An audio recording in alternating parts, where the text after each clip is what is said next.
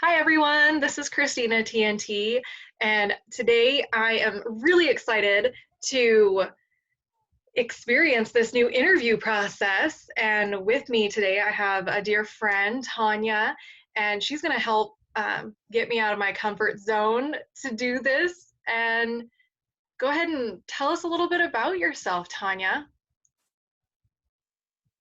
Hi, I'm Tonya Robertson, and I am into the 3 M's makeup. I love makeup, all makeup. I am also a mama to a special needs little boy. And my other M is I am into mortgages. I'm a nationwide mortgage lender. How do all these go together? They just do. So if I can help anybody with any of those 3 M's, that's what I'm here to do. Awesome. So, being a mom right now, dealing with all of this and working, how are you feeling with that and those challenges? So being a special needs mom is challenging already. And I think the first week into it, we kind of treated it like a spring break.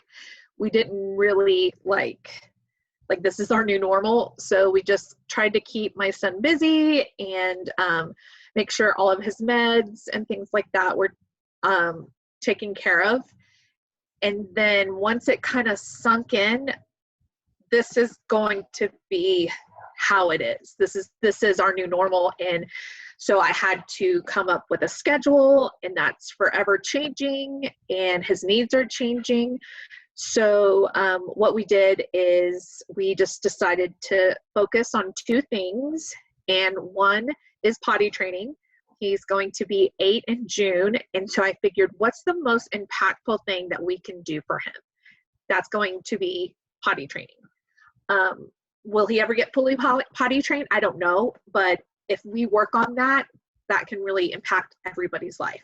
So that was one focus. And then our other focus is his AAC device, which is his alternative augmented communication device.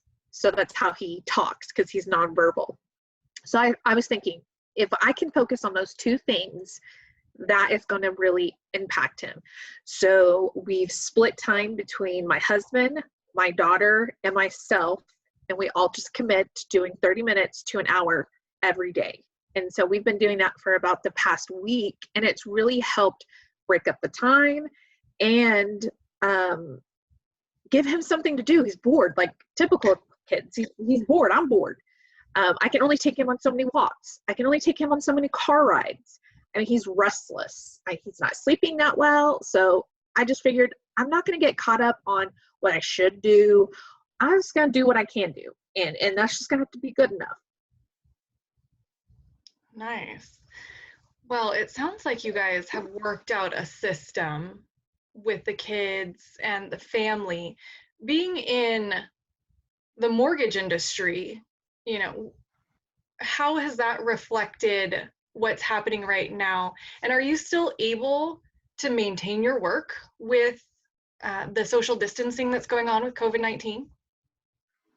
So things have changed, and they have actually, for my business, kind of changed for the better, because I am now getting questions that I wasn't getting before, and I'm trying to be more intentional on educating and what to do when times are hard, or people still have to have a place to live.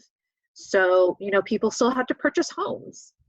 Renting is so unstable that I was asked the other day, should I purchase a home? And my answer was yes. Do you need a place to live? Yes. Well, what about the market? Well, what about the market? It will ebb and flow. But will you still need a place to live? Absolutely. And you want to do it now while you know that the rates are low, because if the market does go down, guess what? The rates go right back up. So, you have to have a place to live. Currently, I'm renting because we just moved here from Oklahoma. I didn't know where I wanted to live. We're still trying to figure that out. The prices here in Central Oregon are so high. And so did I ever think that I would buy a $4,000 home? No. But that's Oklahoma, 400,000. Here, prices are a little bit, they're a lot higher, but you don't pay as much as insurance, so you're able to afford a little bit more. But we have to save up. We've got to pay down debt. And so renting is not stable. We already thought we were going to have to move because our landlord was going to move back into his rental and sell his home. Well, he decided not to do that, and thank goodness, because look what happened. But if I own my own home, at least I know where I'm going to be and not have until I sell it or I can't afford to make the payment. But you can always get another job. You can always find a way to pay your mortgage. Yeah. Yeah. Well, thank you for sharing that with us. About the changes, you said you had to make some changes.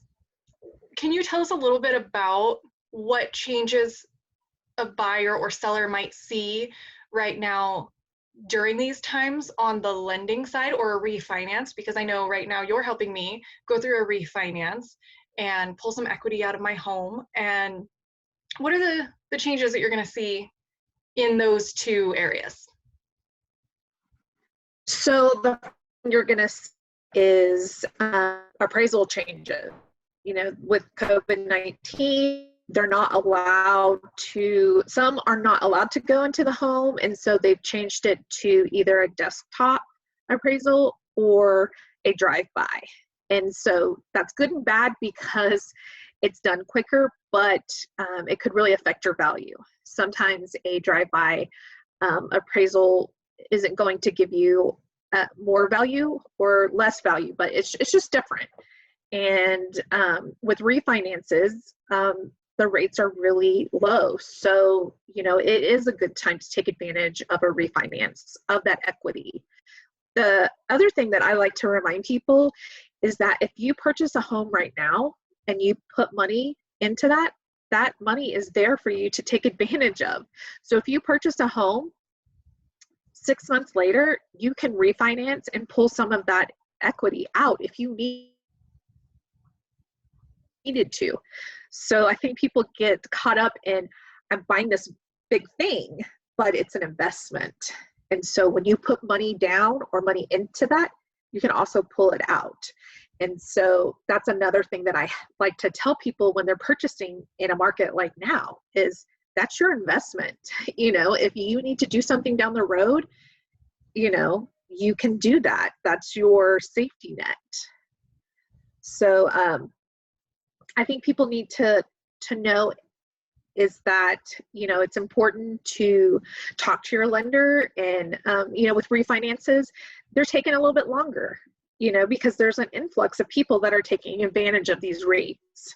So, generally a refi takes about 45 days, sometimes 30, but purchases will take precedence over a refi. So talk to your lender when you need to make that payment, because you don't want that payment to affect your refi. So talk to your lender and, talk about closing date and payments and make sure that everybody's on the same page. Because I've had a refi go south because somebody just didn't make their payment. They're like, oh, I'm refinancing. I won't make my payment because I'm going to, I'm getting it redone. Well, depending on when we get your payoff and closing, if we run your credit and you have a late, that could potentially stop your refi or your rate that you locked because you locked it on a certain credit score. Well, you didn't make your payment, and so your credit score went down. And so you really want to, ask your lender. Don't be afraid to ask them, real questions like that. Do I make my payment? Yeah. When should homeowners consider a refinance? So you should consider a refinance. Always consider your rate. You want to try to make sure that you can recoup the cost of refinancing and still save money. And so usually the general rule of thumb is about a percentage, but sometimes it could be 0.5% going, depending on how low you go. So say your rate's at a 5% and you refinance out of 4, that's amazing. That's going to save you a lot of money. But if you have a lower balance and you can lower your rate by a half a point, really shave, put more principal so that you can pay it off. And then do your money, it needs to either save you money or you're pulling out money to do something with your home. You want to make sure that when you pull out that money, you're pulling it out to pay off debt, or you're pulling it to help the asset that you have, which is your home. Are you doing something to improve it, to bring it more value? So the rule of thumb is, am I saving money or am I making my asset better? You don't want to pull out 20 grand and spend it, and not have anything to show for it. Can you do that? Absolutely. But you want to try to make an investment with that. Be smart with that money. So I shouldn't go buy a boat? Just kidding. Not the investment that I'm looking for right now. It just depends on, is that boat gonna hold money or hold value? Is that boat gonna bring you money? Usually if you're going to do that, you want to take out a loan for that boat and, pay it off quick. You don't really want to pull money from your asset to buy something for fun. Okay. Can you do that? Absolutely. People do it all the time. It's your money. Do what you want with it. So can you tell me about how you've seen positive changes come from what's going on in our world today, in your family life or in your work? Let's spread some joy. What have you seen going on? Well, personally, my husband and I were so busy, and we just really have a hard time spending time together and as a family. So giving us a chance to, we're kind of forced to do it, but we're taking walks. I've been asking my husband forever to come, take a walk, and now we've gotten to a habit of doing it. And I asked him, when this is over with, is this something you want to continue? And his answer was yes, because he has a bad back. He's had back surgery, and so he needs to be moving. It's good because it gets talent out of the house, and I could definitely use the exercise too. So just really reconnecting with my spouse and my teenager, we're trying to set up some things to do with her. So we're gonna work on some hair and makeup with her. That's my side passion. And really working on getting my blog up and doing makeup tutorials. So making sure that I'm intentional with this time, because I'm the type of person that just gets stir crazy, and I just I'm an extreme extrovert, so I really like to connect with people. I get my energy from people. So what's the best way to do that? Working on those side projects and getting that up and running. And so focusing on things that bring me joy, which makeup brings me joy. And if I can help anybody along the way, then, that's a plus. But focusing on things that bring me joy and make me happy is, it's given me time to reflect on that type of stuff, instead of being distracted with, I've got to go here, I've got to go do this, I want to hang out with this, bring it back to basic. Yeah, and your makeup looks amazing. So let's talk about that a little bit. So you do makeup tutorials. Where can people go find you and follow you and get some tips? Because I'm a basic gal. I don't do a lot of the contouring and things like that. And but yeah, with the extra time, why not try a couple new ideas? Yes. So I have a YouTube channel. It's just Tonya Robertson. And I also have a Facebook business page, which is Makeup with Tonya.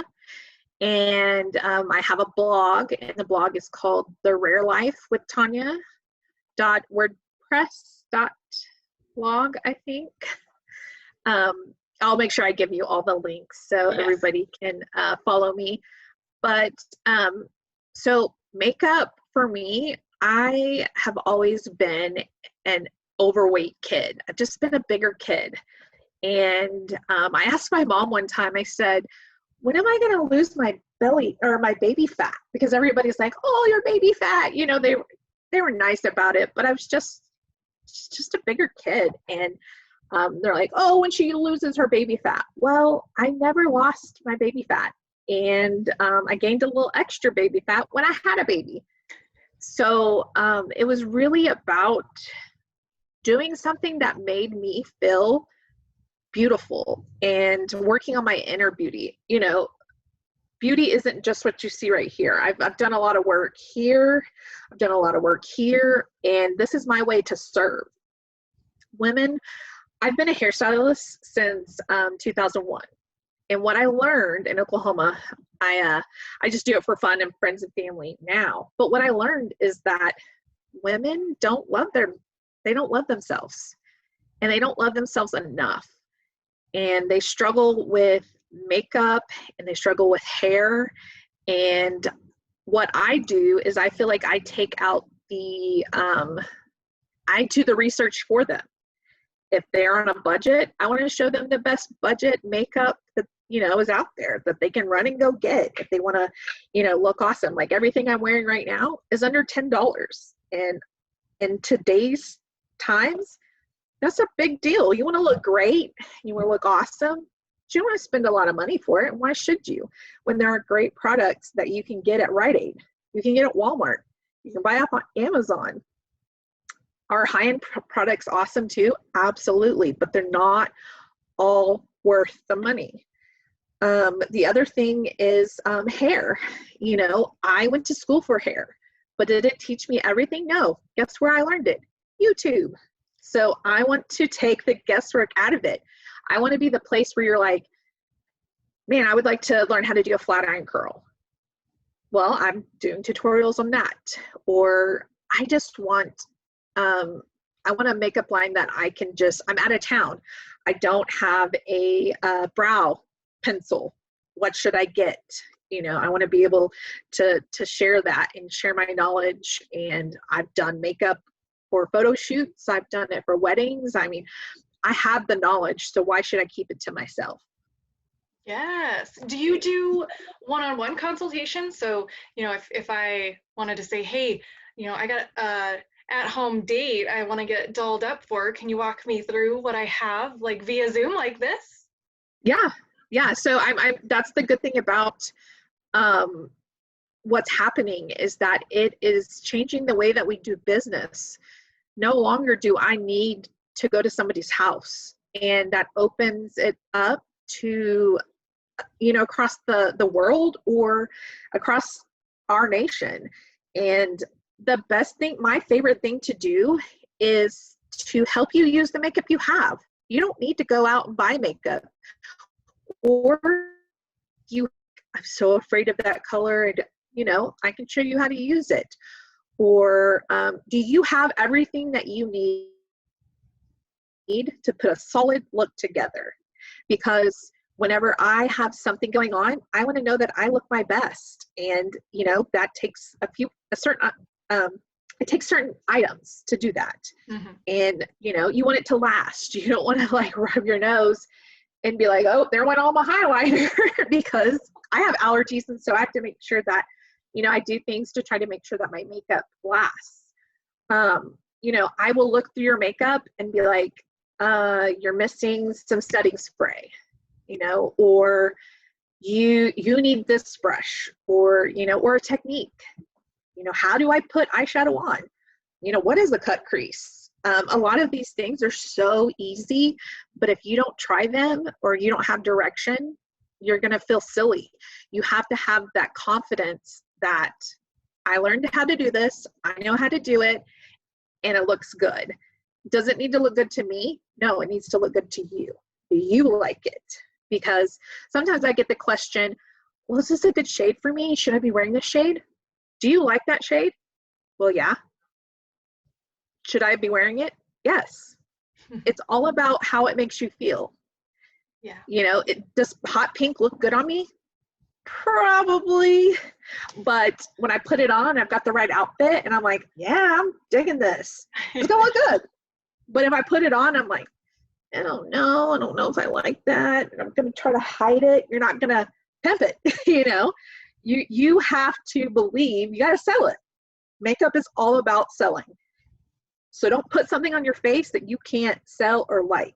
So if you look through your makeup and you're like, I don't like that, toss it. That means you're not gonna wear it. Have things, just like in your closet, have items that you love. Because when you put it on, it's gonna give you that neuro feeling of, I like this shirt. And that's what you're gonna bring out.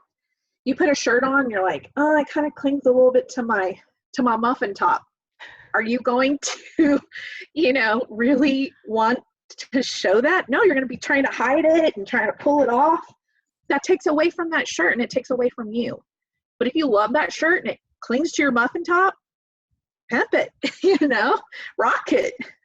I definitely noticed that during these times, not going out as much, I'm going through my closet, trying on shirts that I haven't worn out yet because I just want to wear it around the house and see how I feel, maybe take a couple pictures or even a live video real quick and see if it feels good. If not, it's going. I can't wait to hit the thrift stores after all this when everyone's going through all their things. In the clearance, I'm all about clearance. I do not pay full price.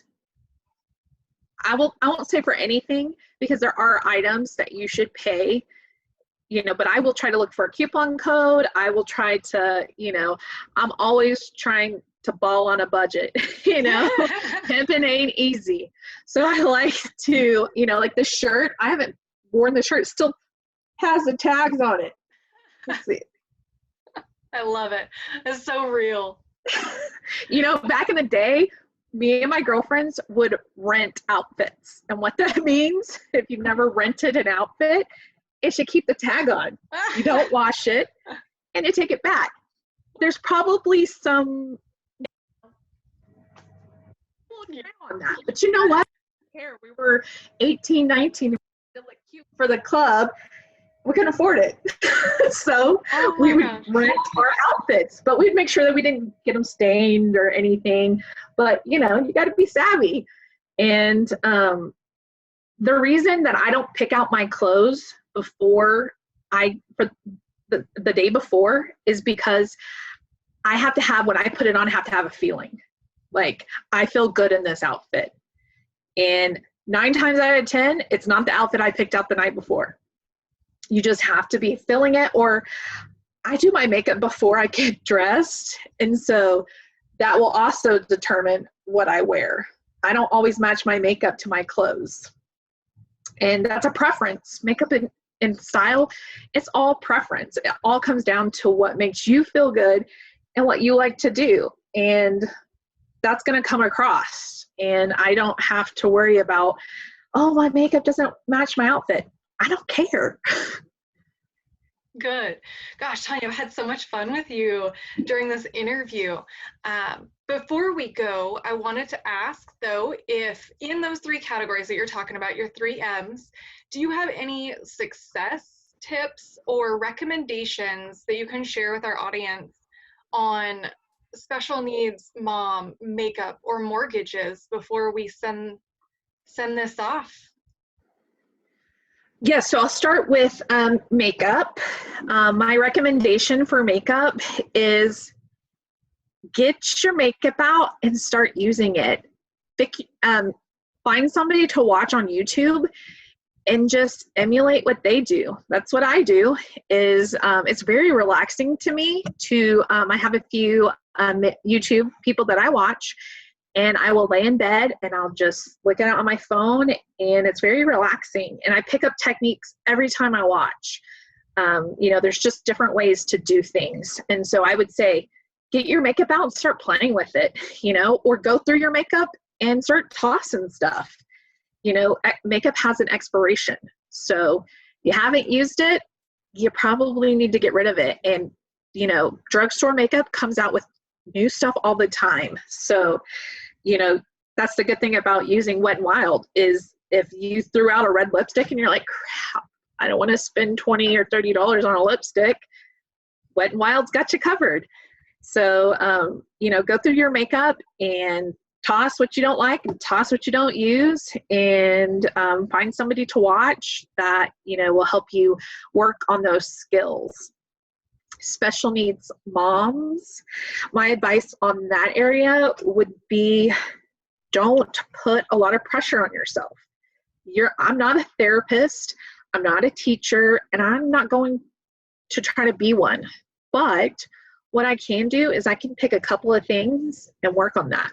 Because if you get caught up with, oh, we have to do this for, X amount of time, and we've got to do this and we've got to do that, that will put too much stress on you and you'll just end up stopping. So think about things that you can do and concentrate on that. And that's what I tell my, his teacher. I said, look, I'm not going to homeschool him. I'm not going to go off y'all's schedule. This is what I am going to do. And they were like, fine. Yeah, there's that Southern, I can't, you can take the girl out of Oklahoma, but you can't take the Oklahoma out of the girl. I just told them, look, this is what I'm going to do. I didn't let them tell me what I'm going to do. I said, this is what I can do. And they were like, fine. I didn't get any slack for that, because I just find that I hear and see a lot of moms on Facebook that they're like, I can't do this. You're not supposed to. Pick something that you can do and work on life skills. Don't get so caught up. If they get behind because of this, guess what? They can get caught up. Don't think that you are replacing a teacher. You're not. You're not a teacher. But you know what? You can teach, and find a way that you can make a teaching moment. That's what I've learned with my son is, okay, this is what we're doing. How can I teach him something? We're eating lunch. Well, I'm going to get his AAC device out and we're going to start hitting buttons, and, I'm going to show him. That's teaching. Or we're taking a shower or a bath. I will make him pick up things, and, just switch your mind from being a teacher to, okay, how can I teach something? Or home economics. Teach your kids how to cook. Teach them how to fold laundry. Teach them how to clean. The one thing I can say about my teenager is I'm not worried about her living on her own. She knows how to pay for things. She knows how to run an account. She can cook. She can clean. She can organize. I feel like I've done my job.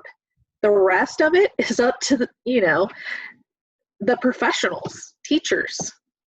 We can teach. We're not teachers. I'm not a teacher, but I will teach my son things that I know how to do. So, and like for you, you're homesteading.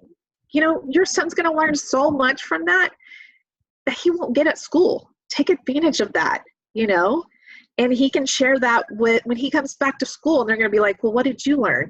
It's not going to be about grammar and reading. He's going to be like, I learned how to farm. I know how to, that's so valuable. Other end is mortgages. People are coming up against some hard times. And I grew up poor, so I know what it's like to struggle. And I know what's important. I've been laid off from a job. I've been fired from a job. When I owned my home, I knew that what was the number one thing that you pay? You pay your mortgage. Pay that mortgage, because if you want to, like right now, if you want to get a refi, they will look to see if you paid your mortgage. They won't look at anything else. They won't even look at your score if you're just refining your mortgage, just rate and term refi. They will pull what's called a mortgage only credit report, and they will look at that history, and they'll be like, oh, well, they paid their mortgage. Okay, we're going to refinance them. We're not going to look at anything else. What do you do with the rest of your bills? So your car payments. A lot of times they'll let you skip a payment. They'll let you defer payments. So defer those. If you can, make a payment or make a partial payment. But if you're really hard for money, defer those payments, skip a payment. And then your other bills, call your credit cards, see what everybody's offering at this point in time. everybody's going through the same thing, so you have so many more options. They can say, well, can you just pay the interest, or can you lower the interest? Pick up that phone and start calling people. And then your utilities, just throw them something. If you've got, say you refied your mortgage and you've deferred your car payments, your credit cards, you're just paying the minimum on those, your utilities, throw them $20 and just pick which ones you can pay now. Well, I can pay my full electric bill, I can pay a little bit on my gas bill, and I can put a little bit on my water bill. That way, when this is over with, you don't have they're not going to cut you off because we're going through a crisis, but you will have to pay them eventually. So you don't want some large water bill. Just throw them what you can, or take your bills and cut them in half. I've been paying car payments half, or just throw them some money. You don't have to wreck your credit. There are so many options, but a closed mouth doesn't get fed. You got to ask for it. Very true. So much value from today's interview. I really appreciate you being here. And if you want to know, just ask me and I'll tell you from experience. Yeah. Go ahead and tell them again where they can find you, and I'll make sure to get those links from you and put them in the notes. And so where? So you can find me on YouTube. That's going to be Tonya Robertson, just regular Tonya Robertson. Tonya with an O. Yes. I get a lot of TA. It's T-O. Got to put a little south in your mouth.